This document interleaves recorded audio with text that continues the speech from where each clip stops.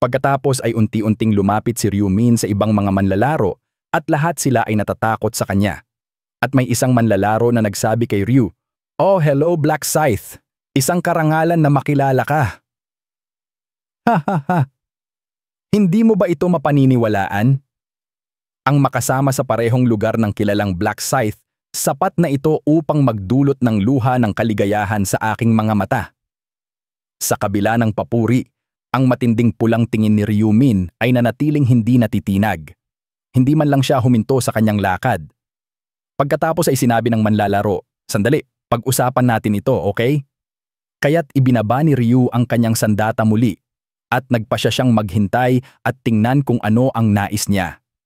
Pagkatapos noon, sinabi ng manlalaro sa mga anghel, "Hey mga anghel, wala akong balak na makipaglaban kay Black Scythe. Sumusuko ako, sumusuko ako." Pagkatapos sa isang iglap, ang lahat ng 8 kinatawan ay nagwagayway ng kanilang mga kamay na nagpapahiwatig ng kanilang desisyon na sumuko. Hindi maiwasan ng mga anghel na hawakan ang kanilang mga noo sa inis. At may isang anghel na nagsabi, "Anong kahihiyan ito? Sumusuko? Surrender na ba sila? Sinisira nila ang aming maingat na inihandang laro." Ang mga anghel ay nagngangalit, nararamdaman ang kanilang pasensya na nauubo sa tila duwag na grupo na ipinadala nila sa arena at sinabi, "Babala, sino mang tao na sumusuko ay mapuputol ang ulo at mas mabuting huwag umasa sa muling pagkabuhay kapag naputol na ang inyong ulo sa amin." Harapin ang nakakatakot na banta ng mga anghel. Namutla ang mga kinatawan. Sabay-sabay na napagtanto ang bigat ng kanilang desisyon. At ang takot na mawala ng pagkakataong muling mabuhay ay mas nakakatakot kaysa sa posibilidad na maputol ang kanilang mga ulo. Sa kabila ng kanilang pag-aatubili, muling kinuha ng mga kinatawan ang kanilang mga sandata. Sinuri nila ang kanilang mga opsyon at napagpasyahan na mas mabuting mamatay sa kamay ni Black Scythe kaysa manatiling patay na hindi makababalik sa buhay dahil sa mga anghel. Sa kanto at walang ibang paraan ng pagtakas, wala silang pagpipilian kundi harapin ang mapanganib na sitwasyong ito. At may isang manlalaro na nagsabi, "May 8 kami, baka may pag-asa kami." Pagkatapos ay maingat nilang pinalibutan si Black Scythe, unti-unting pinapalapit ang distansya. Nakita ito ni Ryumin at hindi na iwasang ngumiti at sinabi, "Mas nakakatakot ba ang mga anghel kaysa sa akin?" Hindi natatakot si Ryumin sa mga anghel. Para sa kanya, ang mga anghel ay hindi higit sa mga mahihina, halos hindi naiiba sa mga tao. At kung alam ng iba ang kanilang tunay na kalikasan, hindi nila sila matatakot.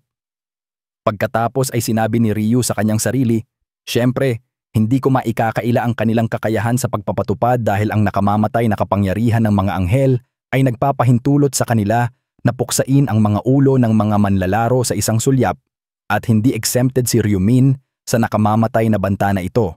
At kung nagpasya ang isang anghel na kumilos, magwawakas ang kanyang paglalakbay sa isang biglaang paraan." Ngunit sigurado siya na hindi nila papatayin ang nangungunang manlalaro sa buong lugar dahil ang pagwasak sa tiket sa tagumpay sa isang larong dinisenyo upang maglaro sa mga tao ay tiyak na magagalit sa mga tagalikha. Kahit na alam ni Ryumin na hindi siya mapapatay, hindi siya naglakas loob na hamunin ang mga anghel. Sa wakas, maaring may isang anghel na hindi pa nagamit ang kanilang isang beses na kakayahan. At kung ang ganitong anghel ay nagalit sa anumang dahilan, tiyak na magiging sakuna ito. Alam ito ni Ryumin, kaya hindi siya makapagkontra sa mga anghel sa ngayon. At hanggang sa makuha niya ang titulong magbibigay daan sa kanya na harapin ang mga anghel sa pantay na lupa, kailangan niyang tiisin ang anumang ibato nila sa kanya. Pagkatapos ay tumingin si Ryu sa paligid at nakita ang mga kinatawan na maingat na lumalapit, parang mga hyena na nagmamasid. Ngunit hindi nagpatinag si Ryu at sinabi na may mapanuksong ngiti kahit gaano karaming langgam, mga langgam pa rin sila. Labis na nagalit ang mga kinatawan at may isa sa kanila na nagsabi, "Binabastos ba tayo ng batang ito? Nagpapanggap siyang cool dahil sa kanyang mataas na antas, ha? Pero kami rin ay mga iginagalang na ranker sa aming mga teritoryo." Pagkatapos ay inatake nila si Ryu, ngunit nauna si Ryu. Mabilis na iniiwasan ang kanilang mga atake. Ang kakayahang mahulaan ang kanilang mga galaw ay nagbigay sa kanya ng bentahe. Pagkatapos ay sinimulan ni Ryu na atakihin sila at sa isang iglap, 4 na leeg ang naputol at sabay-sabay na pumutok ang mga ugat. At bago pa makapag-react ang ibang mga kinatawan, kumilos si Ryu Min na parang kidlat at sa bawat daan, unti-unting lumutang ang mga ulo at sa isang kisap mata, lahat ng 8 kinatawan ay naging mga walang buhay na bangkay. Pagkatapos ay nagkaroon ng tahimik na katahimikan sa mga manonood, walang pagbubukod, maging ang mga anghel o tao. Ang resulta ay nakakalungkot, ngunit hindi ganap na hindi inaasahan. Sa wakas, hindi nagsalita ang mga anghel, ngunit ang kanilang mga naguguluhang ekspresyon ay nagsalita ng marami. Pagkatapos ay may isang anghel na nagsabi, "Tapos na, nanalo si Black Scythe, kaya kailangan nating tratuhin si Olivia, ang itinalagang anghel kay Black Scythe, na parang hari sa loob ng ilang panahon." Nang marinig ang pangalang Olive, ang mukha ni Priscilla ay nagbago sa isang masamang ngiti at sinabi, "Alam mong magtatapos ito ng ganito, hindi ba?" Sumagot si Olive na may ngiti, "Oo, alam ko." Sabi ni Priscilla na galit, "Siyempre, niloko mo kaming lahat sa mungkahing ito na alam mong mananalo ka." Sabi ni Olive, "Anong kalokohan? Nagmungkahi ako ng laro na pabor sa akin, siyempre. Bakit ko pa ito imungkahi?" Ang tiwala na sagot ni Olive ay nag-iwan kay Priscilla na walang masabi sa ilang sandali. At nagpatuloy si Olive na nagsasabing, "At may banta ba akong ginawa sa sino man sa inyo para makipagpusta sa akin? Wala. Hindi ko ginawa. Lahat kayo ay pumayag sa pustahan na sinasabing magiging masaya ito. Pero ngayon gusto nyo nang sabihin ang kabaligtaran?" Kitang-kita ang galit ni Priscilla habang ang kanyang ilalim ng mata ay nanginginig ng halata. Nang mapansin ni Olive ang hitsura ni Priscilla, sinabi niya na may ngiti at may pangsarkastikong tono, "Bakit ka parang galit na galit? O hindi mo na kayang pigilin? Baka kailangan mo ng mga supplements.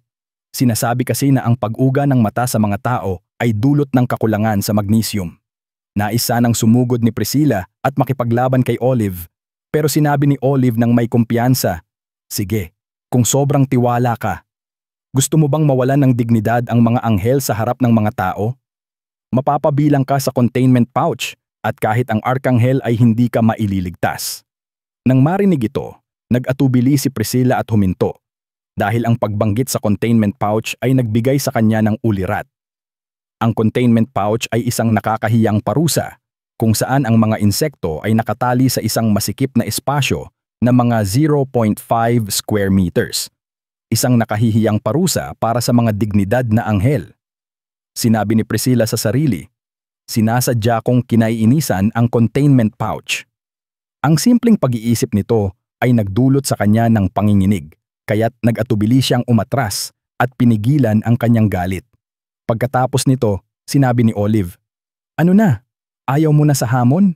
Magandang desisyon. Dapat kang magpasalamat sa akin. Kung hindi kita binalaan, 100% ang tsansa mong mapunta sa containment pouch." Sumagot si Priscilla, "Magpapasalamat? Para saan? Napaka-absurd." Kahit na sumigaw siya sa inis, totoo ang mga salita ni Olive at sa hindi ka panipaniwala, nakaramdam si Priscilla ng pasasalamat sa kanya.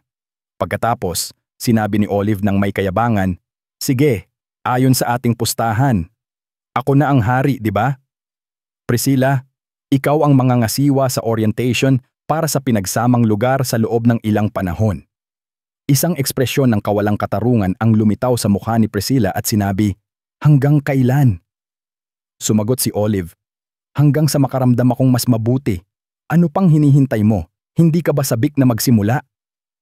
Napabuntong hininga si Priscilla at sinabi sa sarili, "Bakit ko ba pinayagan ang pustahang ito?" Sa hindi pagnanais, lumipad si Priscilla sa itaas ng mga manlalaro. Pagkatapos, isang mensahe ang lumitaw sa harap ng mga manlalaro. Si Player Black Scythe ay naging bagong kinatawan ng pinagsamang lugar, CESCS Issue 07. Sa oras na ito, nagkunwari si Ryu na hindi siya nag-aalala sa inaasahang kinalabasan at tiningnan lamang ang kanyang skill window. Nakakuha siya ng bagong kasanayan na tinatawag na temporary skill, domination. Ang kasanayang ito ay nagbibigay daan sa manlalaro na magbigay ng mga nakakapanghikayat na utos at kontrolin ang iba, at ang naapektuhang manlalaro ay hindi makakatanggi sa mga utos na ito sa anumang pagkakataon. Ngunit maaari lamang itong magamit ng hanggang 10 beses, at kapag naubos na ang lahat ng pagkakataon, mawawala ang kasanayan, at isang utos lamang ang maaaring ibigay sa bawat manlalaro.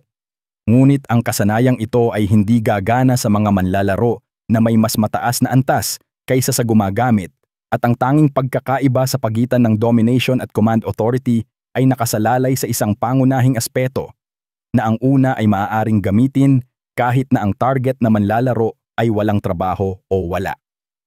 Pagkatapos, sinabi ni Ryu sa sarili, bagamat may antas na limitasyon, nananatili itong isang pambihirang pribilehiyo.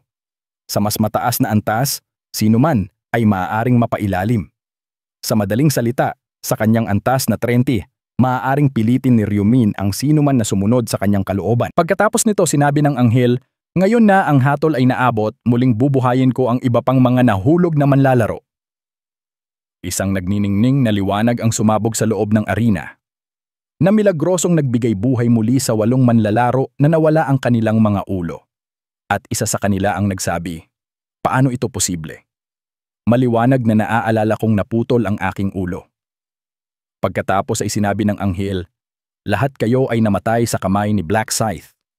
Kaya, ang bagong kinatawan ng pinagsamang lugar ay si Black Scythe. At sa pagkakaroon ng bagong kinatawan, ang autoridad ng mga nabuhay na manlalaro ay aalisin. Huwag mag-alala, bagaman. Palaging may pagkakataon upang maibalik ang posisyon ng kinatawan. Gayunpaman, sa kabila ng pagbanggit ng isa pang pagkakataon, hindi tila masaya ang mga manlalaro. Matapos lahat, ang kanilang kalaban ay walang iba kundi si Black Scythe, at parang sinusubukan nilang sakupin ang isang hindi matibag na kuta. Pagkatapos ay inihayag ni Priscilla, ngayon na natapos ang karagdagang laro, magpatuloy tayo sa pangunahing misyon. Nang gawin niya ito, lumitaw ang quest window sa harap nila na nag-aanyaya sa kanila sa susunod na kabanata ng kanilang paglalakbay. Round 5. Talunin ang 300 orcs, bawat isa sa loob ng 10 oras. Kolektahin ang 4 na balance stones. Kasalukuyang lugar CISC 00007. Mga kalahok 4,144. Mga nakamit 0127. Mga kalahok 4,144. Mga nakamit 01 thumbs to 11. Gantimpala sa tagumpay. Ang gantimpala ay may tanong na marka pagkatapos nito. Ang mga manlalaro na nagmamasid sa quest window ay nagulat, at isa sa mga manlalaro ang nagsabi, ano? Talunin ang 300 orcs? At bakit napakakaunti ng mga nakamit? Naubos ang pasensya ni Priscilla sa mga reklamo ng mga manlalaro at sinabi, bakit ganyan ang inyong ugali? Dahil ba sa mababang bilang ng mga nakamit? Gusto nyo bang gawing mas mababa pa? Manahimik ang mga manlalaro. Nakayuko ang mga ulo. Pagkatapos ay nagpatuloy si Priscilla, madali ang mga round na ito para sa inyo, pero sa pagkakataong ito, ginawa naming mas mahirap na may mas kaunting nakamit. Pero huwag mawalan ng pag-asa. Ngunit isa sa mga manlalaro ang nagsabi, talaga bang mahirap talunin ang 300 orcs? Hindi ba't ang mga orc ay parang cannon fodder lang sa mga laro? Nainis si Priscilla sa kanilang mga ignorante na komento at sinabi, malalaman nyo kung gaano kahirap ito kapag naranasan nyo na. Hindi ko nasasabihin pa. Pagkatapos, isa pang manlalaro ang nagsabi, Angel, ano ang tungkol sa mga subquests? Bakit ang gantimpala ay may tanong na marka? Sumagot si Priscilla, para sa round na ito, hindi tulad ng dati, ang mga subquests ay nakabukas na. Tungkol sa gantimpala, ito ay isang lihim. Kahit na tinawag niya itong lihim, alam ni Ryumin kung ano ito. Ang balance rune ang gantimpala para sa pagkumpleto ng subquest. Determinado si Ryu na makuha ang isa sa 18 mahahalagang rune na nakalista para sa gantimpala ng subquest sa pagkakataong ito, at sinabi niya sa sarili, dapat makuha ang balance rune sa round na ito sa pamamagitan ng pagkumpleto ng subquest. Pagkatapos ay sinabi ni Ryu sa sarili, ang pagkuha ng 300 orcs, walang duda, ay mas madali kaysa sa pagbuo ng 4 na balance stones at hindi madali ang makuha ang mga balance stones na yon. Pero huminga si Ryu ng maluwag dahil alam niyang kahit na makumpleto ng mga manlalaro ang misyon, ang bilang ng mga taong makakatugon sa mga kondisyon ng balance rune ay magiging limitado. Malamang tanging si Ryumin lamang na naghanda ng maaga at nag-ayos ng kanyang stats ang tunay na makikinabang mula sa Rune of Balance. At sa gitna ng kanyang pag-iisip ng estratehiya, nagpatuloy si Priscilla sa kanyang paliwanag. Ang subquest sa round na ito ay tungkol sa pagkolekta ng balance stones. Kung makakuha ka ng 4, agad kang makakakuha ng gantimpala na may tanong na marka. Ngunit, tanging isang masuwerteng tao lamang ang makikinabang sa kaluwalhatian. Isa sa mga manlalaro ang nagsabi sa pagkamangha, isang tao lang? Sumagot si Priscilla, "Oo! Dahil 4 lamang ang balance stones sa loob ng zone." Pagkatapos ay sinabi ng manlalaro, "Pero paano kung ang 4 na stones ay nakolekta ng iba't ibang manlalaro? Hindi ba't mabibigo ang mga subquests?" Sumagot si Priscilla na may masamang tingin at kasiyahan sa kanyang ekspresyon. "Oo, pero huwag mag-alala. Kung talunin mo ang ibang mga manlalaro, maaari mong agawin ang kanilang mga balance stones." Isa sa mga manlalaro ang nagsabi, "Pumatay para makuha, katulad ng pakikipagkompetensya para sa pwesto ng kinatawan ng zone." Sumagot si Priscilla, "Oo, at hindi tulad ng nakaraang round, ang pagkamatay ay hindi nagdudulot ng pagkakataong makabawi. Kapag nawala ka, wala ka na. Walang eksepsyon."